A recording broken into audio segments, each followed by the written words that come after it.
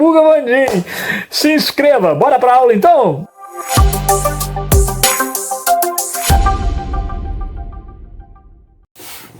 Muito bem, aqui estamos de volta à Revolução Industrial com a parte 2. Você pode acompanhar aqui o nosso fantástico resumo na nossa fantástica lousa digital interativa. O tema de hoje é resgatar uma coisa que já trabalhamos, o pioneirismo inglês. Como explicar que a Inglaterra tenha sido a primeira a fazer a Revolução Industrial? Muito bem, isso tem a ver com um somatório de fatores, é o que a gente chama de algo multifatorial. Não é uma causa apenas, é um conjunto de fatores. Eu começaria lembrando a você que a Inglaterra fez, primeiro do que todo mundo, uma revolução liberal burguesa. Portanto, ela tem burguesia no poder. E ter a burguesia no poder é fundamental para ditar os rumos da Inglaterra. Porque, afinal de contas, se a burguesia tende à agricultura, por exemplo, se ela é uma burguesia fisiocrata, que bebe das teorias de François de Quesnay, é provavelmente a burguesia que vai ampliar as áreas de cultivo. Mas se ela é uma burguesia que bebe da escola clássica de Adam Smith, ela vai tentar colocar em prática aquilo que Adam Smith apregoava como a solução para tudo.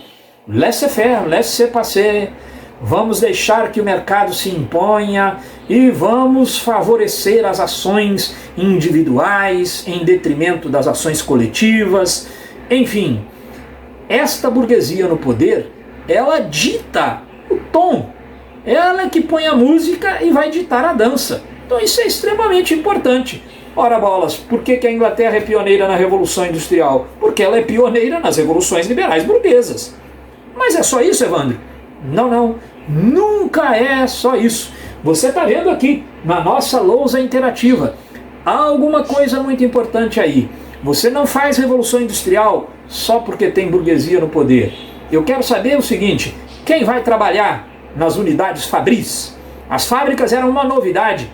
Quem ia trabalhar nelas? Quem é que ia fazer agora aquele jogo de vender o seu tempo, trabalhar, estar disposto a sair de casa e ficar horas e horas, jornadas de trabalho que duravam 18 horas, nenhum direito trabalhista, era uma novidade essas coisas. Então, eu preciso ter mão de obra, senão essa revolução não vai acontecer nunca. E a Inglaterra tinha essa mão de obra? Claro, você é expert nesse assunto, cercamentos dos campos, enclosures. Você já entendeu que há 200 anos a Inglaterra vinha fazendo um processo de extinção das terras coletivas. Ora, aquele despossuído que não tem terras e que só pode usufruir daquilo que é coletivo, quando essa terra deixa de existir e se torna privada, o que ele vai ter que fazer? Vai ter que ir para a cidade e vai trombar na cidade com a fábrica como sua única opção. Então, a Inglaterra tem a mão de obra farta. E ela tem também matéria-prima farta. Porque aquelas terras de cultivo, as terras comunais, agora são cercamentos dos campos, para a criação de ovelhas.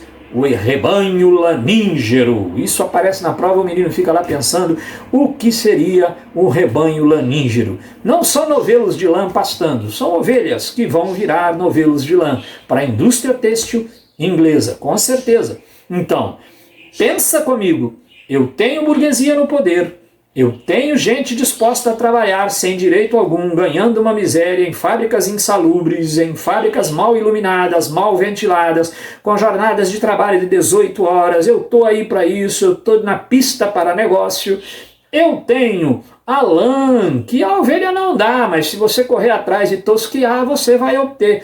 Então eu tenho já 3 coisas muito importantes, mas isso não adianta nada se eu não souber o que fazer. Você sabe fazer alguma coisa com o novelo de lã, hein? Não sabe. O gato brinca, mas também não sabe fazer um suéter. Então você precisa de quê? Conhecimento científico.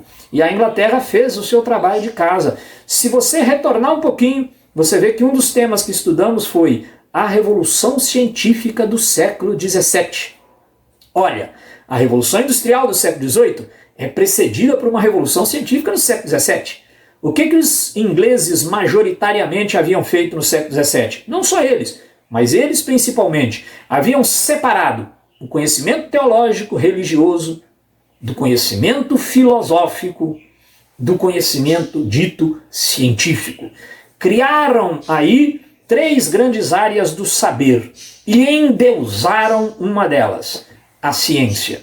Ciência é entendida como o quê? Como empírica, uma ciência de resultado. Não é pensar na essência das coisas, não é elucubração metafísica sobre o bem e o mal, os anjos e a bênção e a maldição, mas é o quê? Inventar coisas. Então os ingleses já vinham inventando coisas. Olha, a máquina a vapor, os teares mecânicos, por isso ela também vai ser pioneira na Revolução Industrial. Pensa de novo comigo, ela tem burguesia no poder, os caras vão fazer as leis para beneficiar a eles mesmos. Por exemplo, por ação e omissão. Eles podem fazer leis para obrigar o sujeito a deixar o campo e podem não fazer leis trabalhistas para não prejudicar os patrões. Burguesia no poder, mão de obra barata e farta, homens expulsos das terras comunais. Matéria-prima farta e abundante, lã, e agora conhecimento técnico científico. Mas se você tem tudo isso e não tem capital, de nada adianta. Só que a Inglaterra tem capital. A pirataria, lembra? Os espanhóis saqueavam o Império Azteca e os ingleses saqueavam os galeões espanhóis. Os piratas do Caribe, aqui o meu tributo a Jack Sparrow e a tantos outros. Então, ela tem capital acumulado porque ela roubou muita coisa da Espanha. Mas ela tem capital acumulado também porque nós tivemos um maluco lá, lembra dele? Oliver Cromwell, na República, quando ele fez os atos de navegação. Joga no Google lá. Quando ele fez os atos de navegação, ele enriqueceu a Inglaterra, encheu os cofres da Inglaterra. Então, agora ela tem burguesia no poder, ela tem mão de obra e matéria-prima fartas, ok? Ela tem conhecimento, tem máquina, sabe o que fazer, mas ela tem dinheiro e tem como fazer. Não adianta saber como, mas se você não tem os recursos. E ela tem mercado consumidor.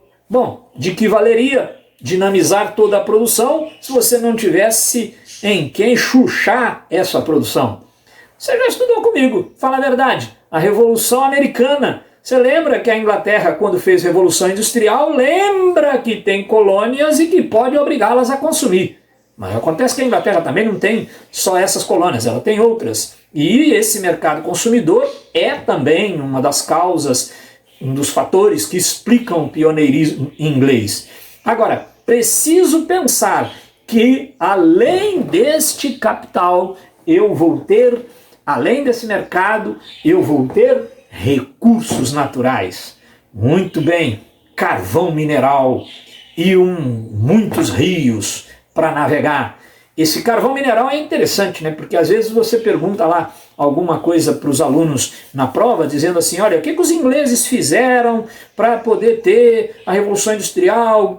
Fala aí as coisas da gestão. Olha, o carvão mineral é um recurso natural. Os ingleses não fizeram mais do que extraí-lo da terra, ok? Mas isso aí, meu amigo, é presente, é a natureza que deu, isso é um recurso natural. Ou seja, eu estou te dizendo, além de tudo que eles fizeram para que a Revolução Industrial acontecesse, eles ainda deram sorte de ter o carvão mineral.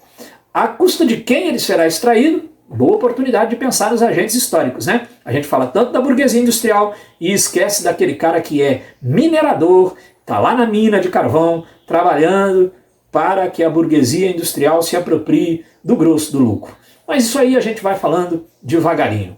Beleza, gente? Olha, por enquanto, aguarde, os exercícios estão vindo, a gente vai continuando essas aulas, força na peruca, porque a gente tá precisando. Combinado? Haha, terminou de assistir? Gostou? Nem doeu, né? Então agora vai lá, se inscreva no nosso canal, espalhe a boa nova, vira e mexe, tem um vídeo novo por aqui. Se não tiver também, não te devo nenhuma satisfação, mas vai entrando aí que aparecem as coisas, tranquilo? Não passa aperto com história não. Vem pro Sabuga Vandim que aqui a gente sabuga. Se não for história, vai ter aqui. Se não for, a gente inventa pra ter aqui também. Abração, hein? Deixa o seu like aí, inscreva-se.